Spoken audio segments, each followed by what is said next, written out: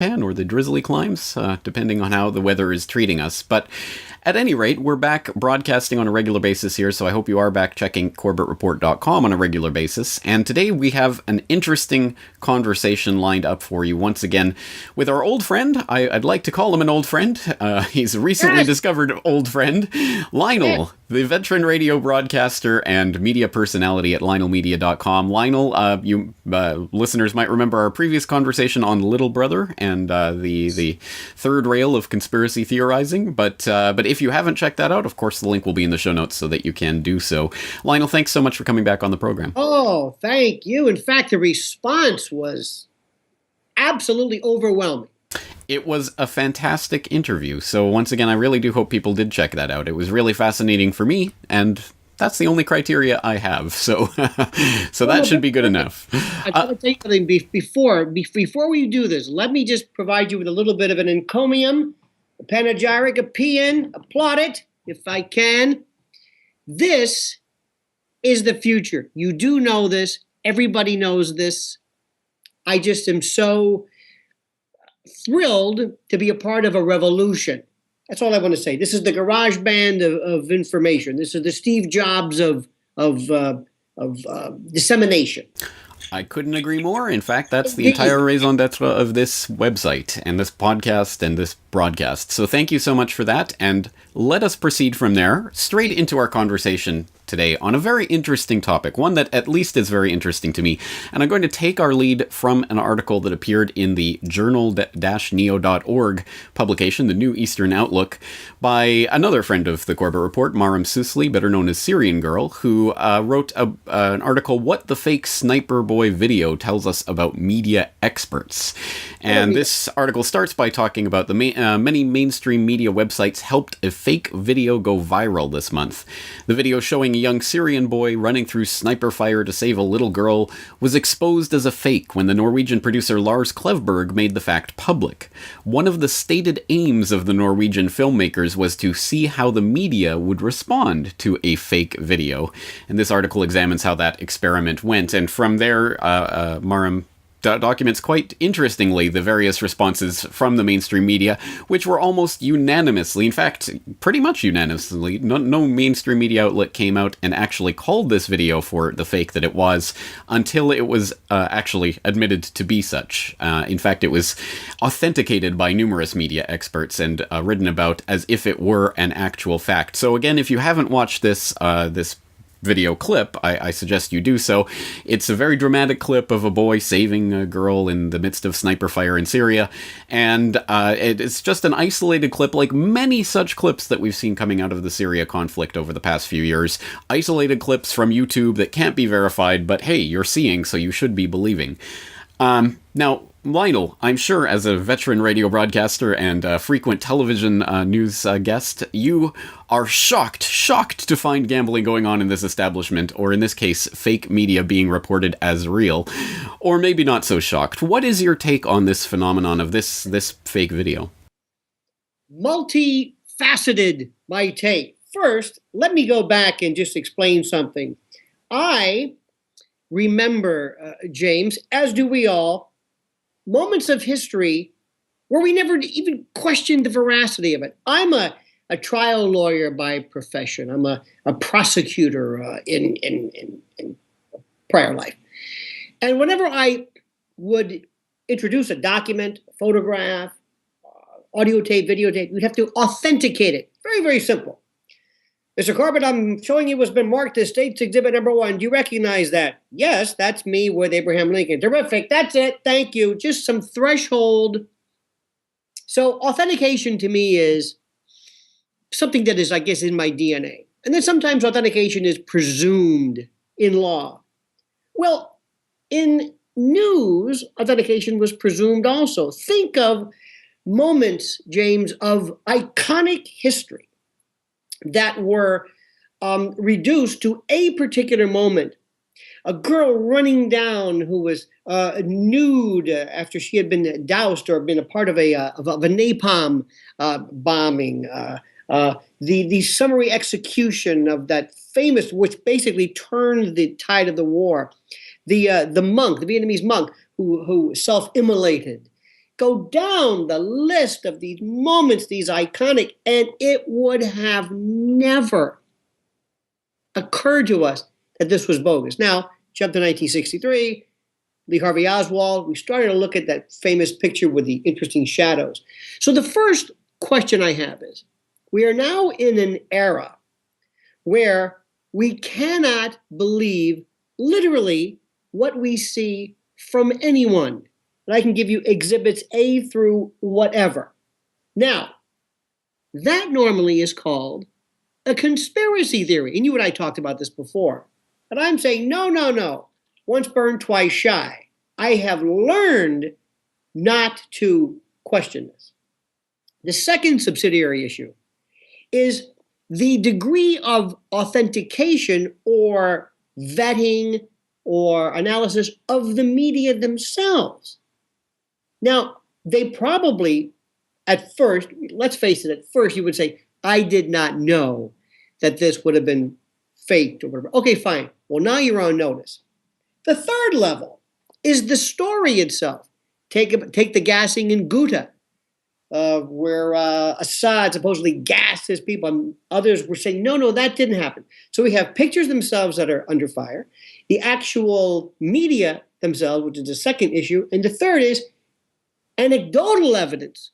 So I ask you, James Corbett, why do you think that I suspect everything of at least being perhaps false when everything it seems that I'm looking at one point or another is susceptible of being false or is false?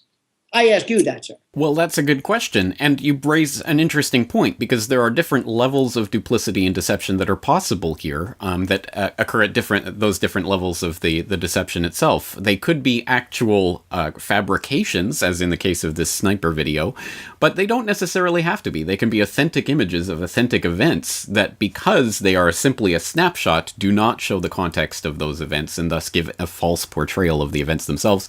So this can happen on a lot of different levels. Sorry, what was the question again? I have no idea what the question was. I think the question was, can you blame me? Ah, yes. I believe it was a Pilger who said, don't believe anything until it's officially denied. I don't believe anything. Now, when we talk about the mainstream media, the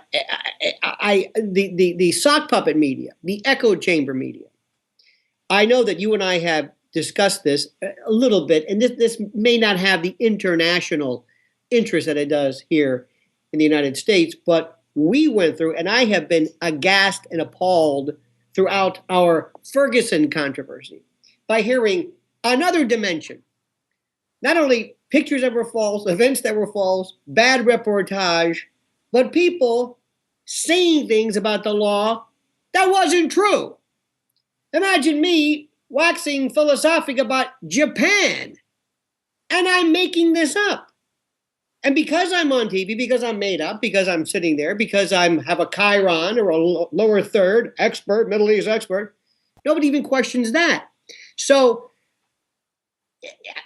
I don't believe anything. I start off every story now with, so this is what you want me to believe. This is the official story. Got it. This is the official story along those lines. Now, the next issue is, and this is so funny because I know people, I'm not going to mention names, but people who are in mainstream media who ask the question, why would somebody fake this? And I don't even know where to start with that one. Why? Oh, I don't know. Maybe, let's take, for example, John Kerry. When John Kerry talked about Syria, we have to go into Syria with the paralytic face of his lurch incarnate. We must go into Syria now. Bashar al-Assad is a murderer and gassing, and we had to go in now. There was a sense of immediacy. There was no kidding around. This had to be done. Not really sure why, but okay. Then there was questions, other people questioning the gassing in Ghouta and the other questions of Aleppo and what have you. And then it just went away. Not only do we believe everything, we're amnesic. We don't even remember a week before that they were not only rattling the sabers, but we had to go in now. So let me go back to my dynamic, James. False stories, torpid media, fake and fictive and fictional ersatz synthetic stories, amnesia on the part of us. Oh, and the attention span of a gnat. So we don't remember. So throw in this hodgepodge. I've got multi-dimensional errors, both in the reporting of a story, the understanding of a story, the recollection of a story, the truth. But don't worry, in 2 days, it's gone. And we move on to the next story. I guarantee you, nobody but you and I and Syria Girl cared about this particular story. Certainly nobody in conventional mainstream media. And that's not true. Not true. They cared, but they cared in an interesting way. In fact, I found the response to the revelation that this was, in fact, a fake staged video to be particularly telling, because the very same mainstream media pundits and experts who had apparently authenticated this and were talking about this video were now outraged, absolutely outraged that these Norwegian film producers would do something like this, because it undermines their position of experts in the media, which is fascinating when you think about it, because these people, instead of questioning their own processes by which they arrived at the false conclusion that this was a real video, are now actually outraged at the people who exposed that faulty process. Imagine this. We were in a courtroom, and I have hired you to authenticate a Van Gogh or whatever, and you say, based upon my expert testimony, this is the real McCoy. This is it. And I say, ha ha! Joke's on you, Corbett. It's, as we say in New York, fugazi. It's not real. And you then, instead of being embarrassed, apologetic, obviously caught, not really that good, you've been exposed as the imposter. If anything, your credentials. No. You turn around and say, how dare you question the great Oz? So it's a fantastic, there are so many subsidiary issues to this. I kind of forget about the issue and just look at the reaction of this. Now, let me go back, if I could, changing the subject just a little bit. Whenever ISIS, and by the way, have you noticed they're kind of, now, ISIS, ISIL, AQI, al-Nusra Front, Daesh, AQI, you talk about this transmogrification and shape-shifting of identities. But during the course of this, we had beheadings, and keep in mind, the attention span of a gnat, we saw 2, 3, and then we said, okay, another beheading. All right. And then somebody said, wait a minute. This was a while back. Is this beheading real? What? Now, this is called, in my analysis, it's your story. Let me explain. Terrible story of a British person, whatever. Obviously, family is upset. And you ask, is this real? And they turn to you and say, are you suggesting that this family doesn't feel the law? How dare you? What makes you think? My response always is, it's your story. You tell me. Prove it to me, and I'm with you. But even at that, so let me add another layer. If you and I were contriving and manufacturing stories, a sure way to ensure that very few people would pay attention to the particular story itself is to have the story be so horrible that it almost precludes scrutiny by virtue of the fact that it's so horrible. So it's one thing to say, well, this Syrian, it's okay, he saved somebody and got away with it, that's all right. But a beheading, you do not question beheading, you do not question bombing, terrorist attacks, anything that has passed that threshold of horrible. So add that to the next layer where inquiry and investigation stops altogether because the subject matter is so horrible that for you to even question that somehow means that this grieving family is what? In on the game? And I respond, James, with, this is your story. You tell me, and I will mourn with you. And I'm sorry to say that I've gotten to this point by virtue of the examples of fake, fictive, fictional stories that I have bought into, but I'm not so inclined to do anymore.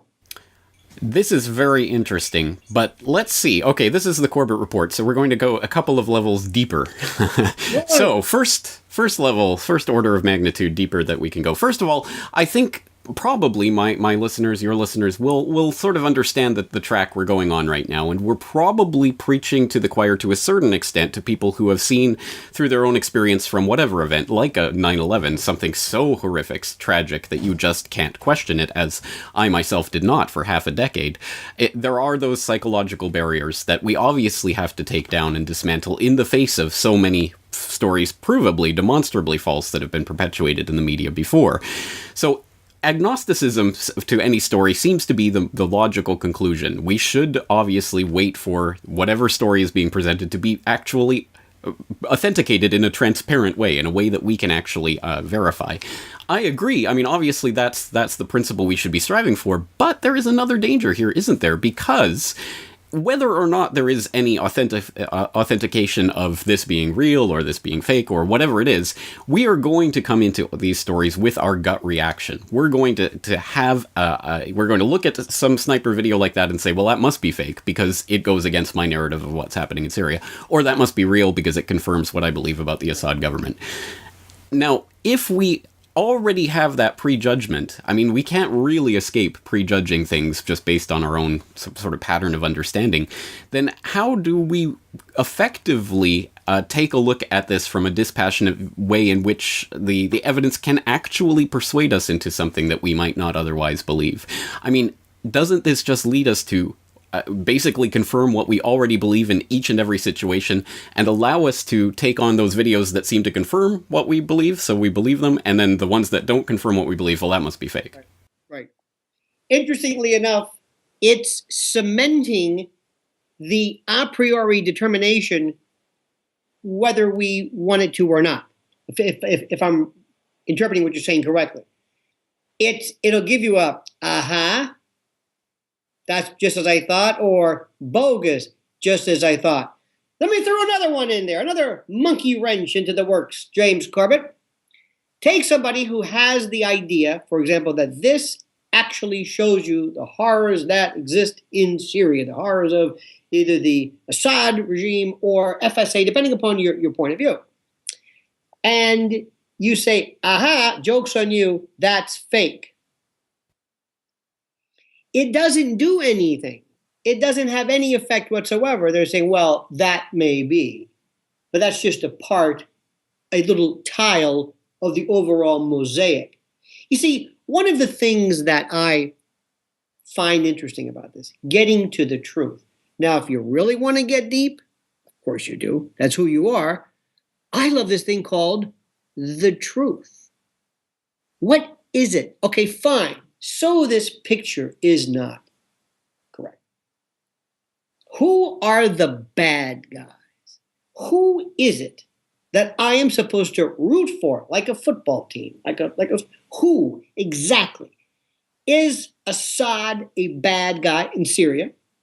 Is FSA, are they the bad guys?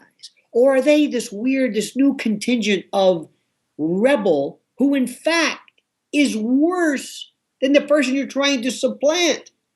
Because if you look back and you look at, going back as an analog, Libya with Gaddafi, from Cyrenaica and Benghazi and Tobruk and Darna and Al-Qaeda, they make his Libyan army look like the junior league in comparison. The rebels, the freedom fighters, the one that we were supposedly behind, were worse.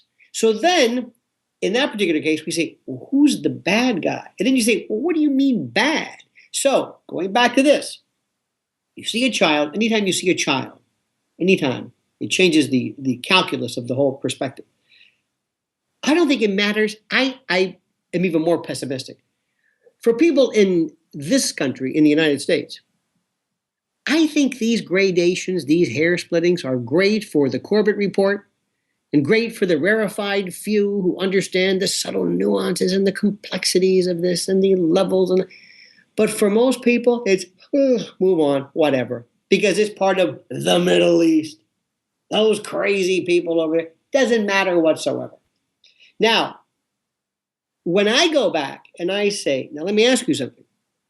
This was false, this was false, this was false, this was false. Not only the documentation of the particular story, but then later on the narrative. And I'm not bringing up 9/11, no. But I ask friends of mine, do you understand now maybe a little bit about my incredulity? Because remember, let's patent the Corbett/Lionel's law.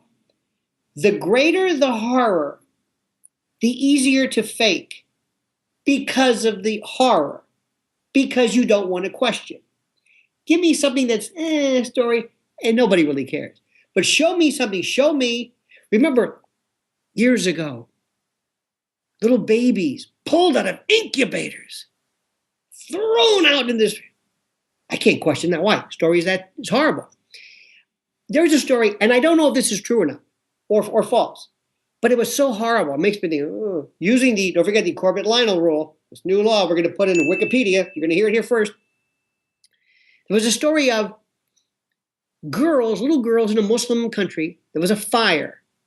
And they ran out to save their lives. But because they weren't veiled, because their faces weren't covered, because their heads weren't covered, or whatever the particular hijab or whatever they were supposed to wear, because they weren't wearing this, according to the narrative, they were forced back into the fire to die. Now, I don't know if that's true. I don't know. That's the story. Again, it's so horrible, we're not going to question it. So throw that into the mix, into the calculus as well. So what we're doing is we're almost looking at the psychology of the perception. How we, if we could put fMRI studies on our brains and see the amygdala firing and the insula and knowing how, because I know this is going to be done if it's not already done. I know there are people, neurologists, who are going to say, I'm going to put this story out and I have to have this. I don't want to get too corny here, but I believe in it.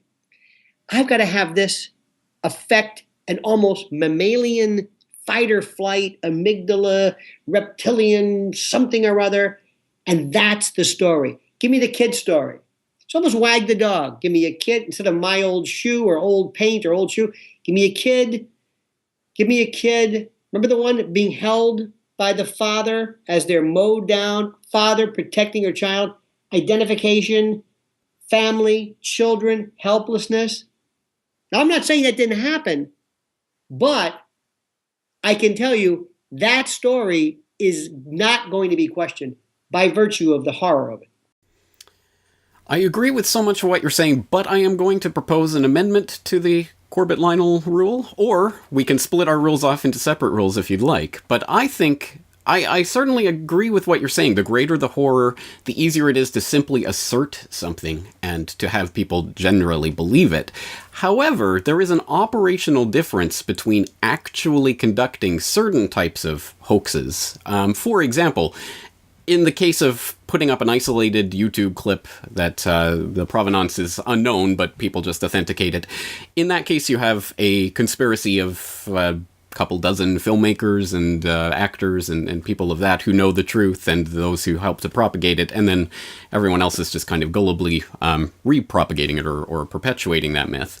Or you might have something like the Babies from Incubators story, which again was just a testimony that appeared at the United Nations, and no one really bothered to question who this girl was that was giving this, which is, I mean, that's pretty interesting in and of itself. But again, no babies were actually thrown out of incubators, and no one actually died. So that was rather operationally easy to do. I think there are different types of hoaxes that are much more operationally difficult to achieve, especially ones where things happen, for example, at the Boston Marathon, where there's hundreds or potentially thousands of witnesses in the public. There are dozens, at the very least, of policemen, paramedics, etc., that would all be involved in this plot to perpetuate this myth of something that never happened, apparently, or only happened on a soundstage, or something of that sort. it's operationally different than something like these isolated YouTube clips or these random stories, because it does involve something that is subject to public scrutiny from multiple angles and involves a much greater conspiracy of people who would have to have been involved. Au contraire, mon frère. Let me add another glitch, another subpart to this. I have a new, well, not a new, but the greater the public stage, the easier it is to conceal. Let me give you an example.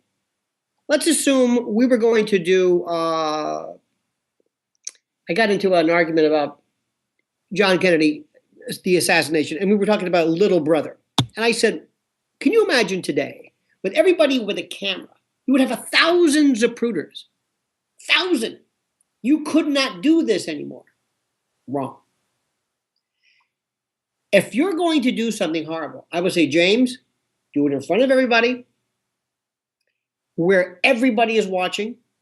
Let the cataclysm of horror begin, and just step back and watch what happens. First, you will have the internet people run in. You will have the eyewitnesses. You will have the kooks, the nuts. You will have everybody experiencing it. And in this paroxysm, this miasma, this vortex of excitement and craziness, it would be easier to cover than, believe it or not, the isolated story of somebody who says they pulled some kids out of an incubator and whatever. I am still amazed at how we are still watching to this day the JFK assassination, or 9/11, or Sandy Hook. It was different. It wasn't really live, but still, by virtue of the horror, the number of people watching, it almost makes it even more hands-off. Okay, you're making a big mistake by daring to question something that involves children. You're daring to question something that involves something so horrible we can't. But you're now questioning something that was seen by everybody else, which brings me to my favorite myth of myths. Whenever you talk to somebody about the lack of likelihood of a conspiracy theory, or it's not a conspiracy theory, but a hidden theory being propagated, they will always tell you the same thing. Do you know how many people it would take to keep something like this quiet? Take your hypothetical and change it in front of everybody. You're asking people to participate in the hoax. You would see immediately something that was wrong because of the horror of it. You can't keep something like that quiet. The sheer number would negate any possibility of somebody covering something up. And I say no. The greater the forum, the greater the theater, the greater the audience, the more that's talking, it works against. It almost is easier to pull off by virtue of the fact that it's so horrible. Because what this really is, what we're talking about, this is perception and awareness. There should be a separate study in, I was a psychology major, and perception and awareness was, I think, my most favorite part of it, because what you see and what you feel and what you perceive isn't necessarily what's happening. There should be a media news version of perception and awareness, because that's what this is. How do you see it? How do you process it? How do you handle it? And then you take it and you have to weigh the perception based upon your worldview, political background, orientation. Am I an American? Am I a conservative? Am I a liberal? Even more complicated. It is very complicated, isn't it? And I'm going to throw out another complication. Yes, we have turned this conversation 17 times. I think a lot of the alternative media is developing around the idea of rallying people of like minds together around the flag that we are smarter than the average person. We are the few that understand what's going on. Everyone else is sheeple, and this type of rhetoric that gets thrown around, which is great and populist, and it rallies a lot of people around and binds them strongly around certain ideas. But I think that there is certainly room for self-criticism in the alternative media as well. And here's an example of this. So we started today's conversation with this rather humorous, I suppose in one sense, egg in the face of or pie in the face, or something in the face of the mainstream media just gullibly accepting this story of this fake video. But that only works if the alternative media is equally critical of things that it holds and perpetuates as well. And I'll give you an example of this. Of course, when we talk about these types of hoaxes and things, one of the common memes in this day and age is the crisis actors, people who are apparently or supposedly being hired to portray victims of crimes and things like that. This meme you can find its origins in something that actually happened on 9/11/2001, which was an interview that took place shortly after the collapse of the Twin Towers of a man that was not identified in the YouTube clip that eventually came to memorialize this interview. So he was dubbed Harley Davidson Man because he was wearing a Harley Davidson cap and t-shirt, I believe. And he spoke very eloquently and almost in a coached or rehearsed way about the collapse of the towers. First, one came down due to structural collapse because the fires were just too intense, and then the other. And he spoke in a very strange way. And so for many years, there was much speculation about this man, who he was, why he was delivering this scripted version of what happened that day. And this led to the idea that this was in fact an actor, and there were people who claimed to have identified this actor who was supposedly living in Vancouver, and they identified him by name and were trying to hunt him down, and all of this silliness that took place from that isolated clip of part of the interview. However, it emerged in recent years, someone actual, and I must admit, I myself have played that clip on this podcast before as a sign of something that was very strange that day. Someone in recent years actually hunted down the full interview, which is fully available. For people who don't know about the September 11th television archive, please go and look into that incredible resource that has several hours of Fox News and ABC and CBS or whoever else was covering it live that day. And someone actually found that interview in its entirety, in which the Harley Davidson man, the unidentified man, was identified fully as a Fox correspondent, Mark Walsh. Mark Walsh, perhaps better known as Psycho Mark of the Opie and Anthony show. And I know you're friends with Anthony Cumia, so you could even talk to him about Psycho Mark, who was interviewed on that day. And in fact, Opie and Anthony then interviewed Psycho Mark the next day on their radio program to talk about that interview, which has now become part of internet lore. So in the intervening years, this man has been completely identified. That interview has been explained by the fact this was in fact a television radio broadcast veteran who was obviously speaking in that manner. So will the alternative media admit that they went down a completely false road with that and overshot the mark? And if not, then that is a sign of the failings of the alternative media in an almost identical mirror image to the failings of the mainstream media. Precisely, because nobody wants to admit I've been had. To use that Howard Stern version, Baba Booey. I remember one time there was during the first World Trade Center 1993, there was a very prestigious, I don't want to mention his name, I think he's deceased, but a very esteemed newsman who said, "And now let's go live right now to somebody on the scene. Sir, what have you seen?" He said, "Baba Booey." He said, "All right, we're talking to Mr. Bob Booey." And it was even funnier because he would not, it was like, if this is a double cross, it's brilliant. You're going to get that. The same human shortcomings, the same insecurities, embarrassment. Let me throw another one at you, James Corbett. I'm not going to mention names because I want to encourage people to just do this. I don't care. Get it wrong. Admit it, but do it. Do it. Just keep reporting and talking and saying, and don't worry. It's the price you pay for unfettered, freedom or whatever it is. I hear this a lot. This guy doesn't know anything about, I was listening to this the other day about, let's say 9/11. Because this guy never calls out Israel. And this one says, but this guy is anti-Semitic. And this guy doesn't know anything, but this guy doesn't understand the banking connection. But this guy doesn't understand. So adding to I forget what stage right now, within the alternative media, you'll have the, do you ever get a pizza delivered and it says, "You've tried the rest, now try the best"? Kind of puffery, because they listen to my podcast because I'm the only one to expose. And I've met these.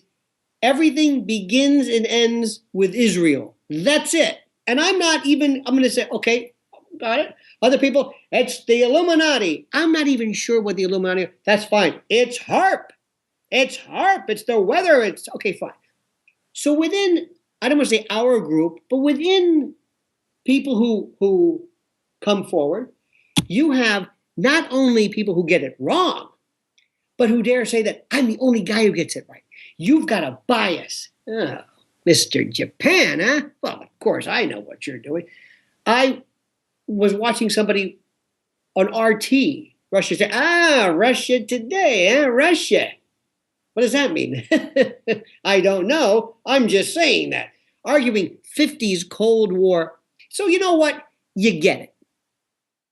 But one of the things, James, I promise you, everybody listening should understand this. When you are caught, you let people know. Give you an example, nothing to do with this. Years ago on a show called West 57th Street, I believe, the amazing Randy was exposing this charlatan, this supposed evangelical healer. And they said, the amazing Randy has joined us. Randy, what are you going to do? We have a receiver, and we believe that this man, this evangelical, his wife, was actually going out and interviewing the people beforehand. And then she, on a recorder or a microphone, is transmitting signals to the husband. Let's see right now. And they listened in, and you could hear her saying, all right, third row, guy with a beard, he's got diabetes. You have diabetes. And they nailed him. So whoever the recorder, whether it was Meredith Vieira in those days, I don't know, she had him dead to rights. He said, let me tell you something, Mr. Reverend. I want you to watch something. He said, yes, ma'am. Very polite Southern gentleman. Yes, ma'am. Is that you? Yes, ma'am. Is that your wife's voice we're hearing? Yes, ma'am. So that's not the voice of God, is it? No, ma'am.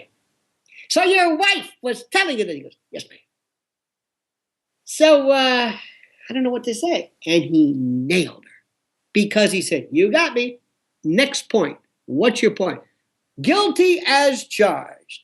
Just do that in your real life, personal relationships. It doesn't matter. So if we, and I'm using the we now, if we want to be better, post a corrections. Be proud to say, let me tell you something where I caused it. Because John Maynard Keynes or somebody said, when the facts change, I change my opinion. Or I was wrong about that. Or I was negligent. It bolsters your credibility.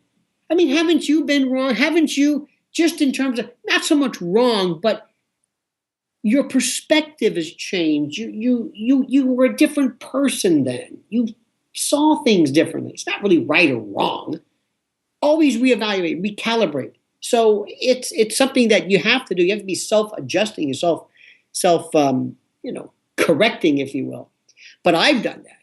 I mean, I've gone through major changes in terms of, for example, we're not talking about this, but for the longest time, I thought anybody who talked about UFOs, extraterrestrials, EBs, extraterrestrial biological entity, I thought these people were out of their minds. There's no evidence of it. Takes too long to travel. They're always anally probing some guy in the middle of nowhere doing crop circles. They never get out and stretch their legs. Why do they ever want to talk to us? Just take me to your leader. And they always want to talk to these hayseeds, monosyllabic, rusticators with missing teeth. And I said this meme, and I would kind of be met with it turned into a routine. And then one day, I don't know, I happen to be reading their internets. I'm saying to myself, wait a minute. Where have I been? There's a lot of evidence of something out there. I was really wrong. I was hasty. I was as boorish and I'm still kind of undecided. And that's another issue. You don't have to necessarily believe in something 100% where you can say, yes, I believe in this, like I believe in death. Or yes, I believe in this, like I believe in birth and the sun. But I'm open. And I was wrong in closing my mind to that. So you just as a person, you're better off doing it. And that's religion. Listen, if God ever speaks to me, I'm going to be the first. I'll call you right away. Hasn't happened yet. I'm not holding my breath, but I'm getting off subject here. But whether it's political or Syria or theories, we have to say we really made a mistake. And this is wrong because it makes you sound better. Well, yes. I mean, not just because it makes you sound better, but if we are genuinely interested in the truth, then we should be willing to self-correct. And I think, there's a couple of things to say there. One is an important point that I think you're touching on there, which is the idea that if we ever invest our identity with the connection with certain ideas, then it makes it almost impossible for us to come back from that precipice if we are proven to be wrong. So I think we have to be very wary about putting our entire identity into a certain, truth that we cannot possibly shake, because that's obviously going to be a point of weakness going forward. On that note, I would direct people to some of my previous podcasts, like my Patriot Mythology and More Patriot Mythology podcast, where I specifically retracted various things that I had promoted in the past because they turned out to be wrong. And I hope there will be...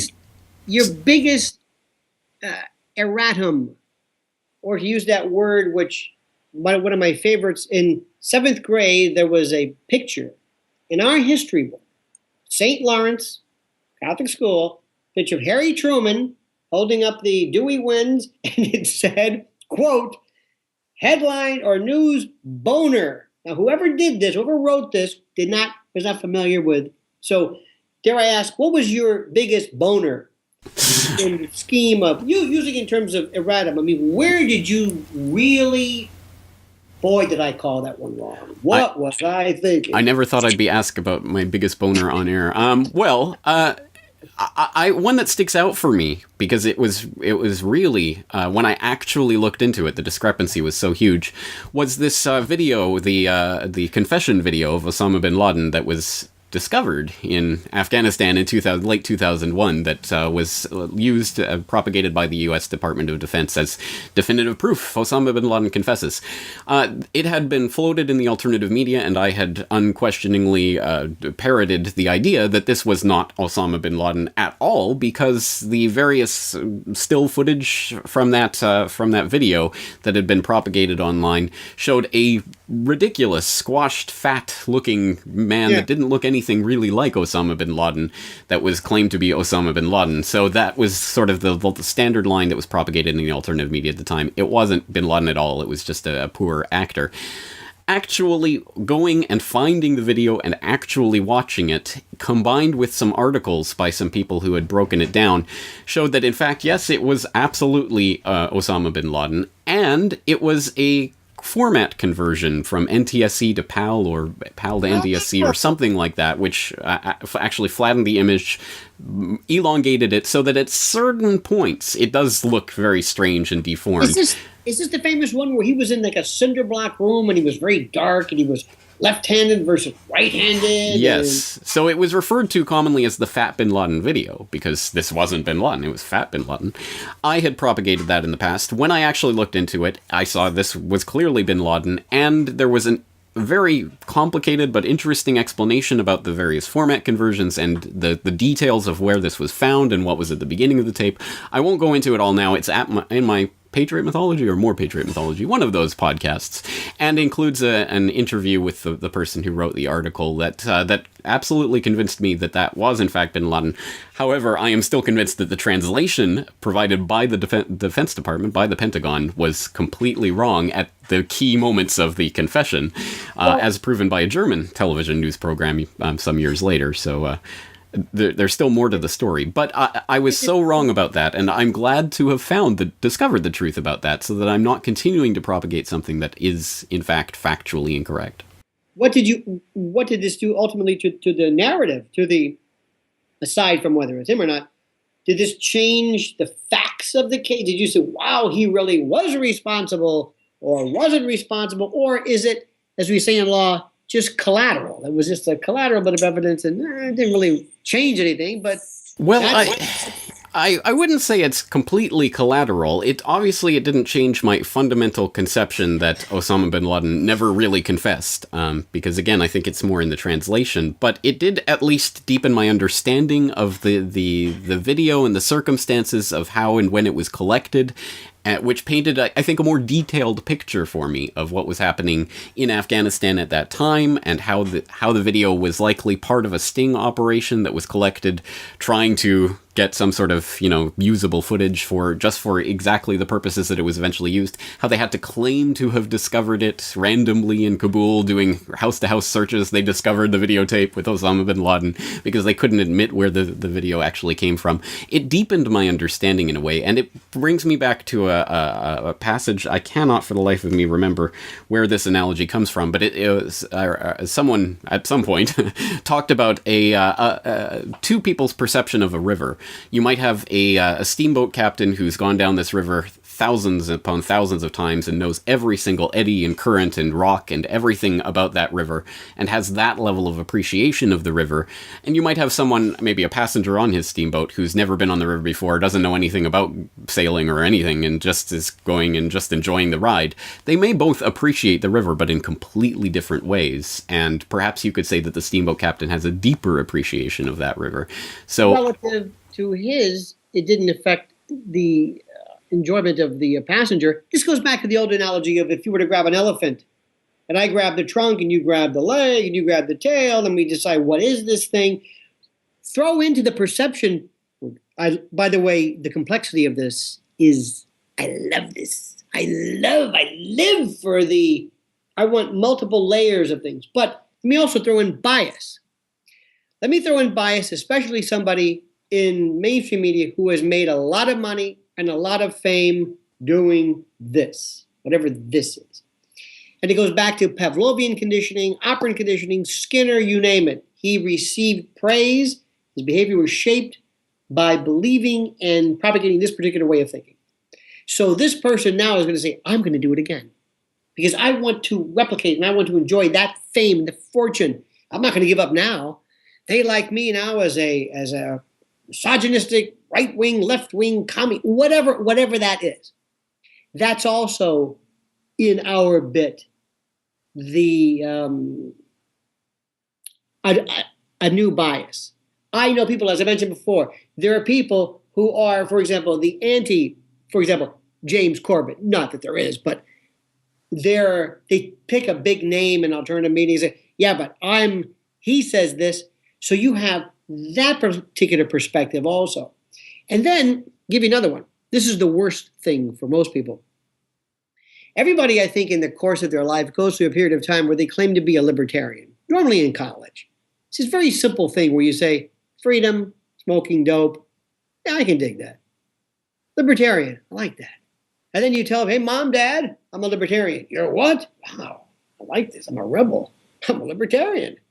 And then it goes, and I'm not suggesting people, there are deep-seated. Well, I have thought myself of being libertarian. This is why I totally eschewed and rejected the whole label thing years ago. Until I started listening to what these people talk about austerity and economics and part of this thing called libertarian. So now, James, I am able to say, I'm a cafeteria, whatever it is. I like this. I like what Rush Limbaugh says about this. I like what Sarah Palin says about this. I like what Howard Zinn said about this, and Dershowitz, and Jesus, and Mahatma Gandhi, and Goebbels, and whoever. I'm a cafeteria. I can say I like that. Very, very few people are able to divorce themselves and disabuse themselves of a label, the left-right paradigm, whatever you want to call it. It's very difficult for people to do that because they say, what are you getting at? And you can say, that makes sense. That makes sense. I reject a lot and I accept a lot.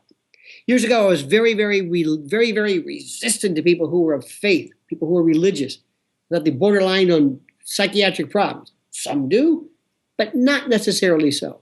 I am not religious. I'm irreligious, but I've lightened my antipathy towards that. Also, because of that, my skew of the news when it comes to a religious matter changes. Because when somebody is against gay marriage, years ago I would say, He's out of his mind. He's a bigot. He's a hateful person. I may still think that now, but I can say yes, but you have to temper that a little bit with the fact that kind of the way they were born, the way they were raised, the way they were, doesn't change my opinion, but it tempers and affects my, reaction, antipathy, dislike, or agreement. So that's nuance. And nuance and grays are something that people, God, especially in talk radio, never go on and commercial terrestrial say, I'm not sure. I don't know. Is capital punishment wrong? I don't know. No. That may be great for dinner table talk, but not there. So it is the death sentence. So my thing is that I am so at home with not committing to a position and just giving you my feel, my observation based upon this now. And if the facts change, as Kane said, I'll change my opinion. I have no problem with that. That's why I get so upset when they say, you're a liberal. Liberal? What are you talking? You're a conspiracy theorist. No, I'm not. I'm not anything. I may take from moments. I'm an omnivore, an intellectual omnivore, so to speak, but I'm not of any particular orientation, so connected with it that you can give me a name. That's the worst thing. But in terrestrial radio, talk radio, you better do that or else you're through. Yes, you need to brand yourself, you need an identity, and you need to have a team to play to. Yes, well, nothing really delights me more than the thought that there are people right now who are outraged at us even having this conversation. Just speak plainly and just say the truth, and why are you talking about this philosophical garbage? Nothing delights me more than the fact that there are people outraged that we're even discussing this right now, because honestly, I think if the Corbett Report contributes anything to this world, I hope it is at least leaving a little bit more space for reflection, criticality, and philosophical thinking with regards to this media production that is happening right now, this alternative media production that's happening, which needs to happen. And I agree, I think more voices to the mix is a good thing, not a bad thing. It just, of course, brings with it its own biases and dangers that we have to be aware of. So I think, again, the ideal is to take ourselves out of that matrix as much as possible and achieve that nirvana of I'm completely unbiased. I don't think we'll ever get there, but we can strive for that as an ideal and think about the various ways that we can fall into pitfalls and traps along the way. Having said all that, we've had a very lengthy and interesting conversation so far, so I think we'll wrap it up there at this point. But is there anything you'd like to direct the listeners to, or with regards to your own media, or any appearances that you'd like to tell people about? The simple thing is you go to lionelmedia.com. I do podcasts and I do regular postings and the like. My YouTube channel at either Lionel Y2K or Lionel Nation. I thought that's pretentious. I like the Lionel Nation. So look for that. And also, Twitter is, to me, the lifeblood, the pulse, the synapse of the world. And that's at Lionel Media. And let me just tell you, I am an absolute huge fan. What you did on Gladio 2, that has to be a required viewing, and I'm serious, for people in school, whether in grade school, whoever can understand that. That is such a critical, what you and Sybil Edmonds have done is absolutely amazing. And so I want to just throw that one in, because I was watching you just the other day. I think all 67 chapters of that. It's one of the most thorough and entertaining pieces I've ever seen, sir. It's one of the most important pieces of information I've ever attempted to convey, so if I've done anything towards the way of inciting curiosity in that, then that's, I think, at least my part of the job done. But I certainly hope others will continue to propagate that information, because it is so important. All right, Lionel, as I say, we'll wrap things up there.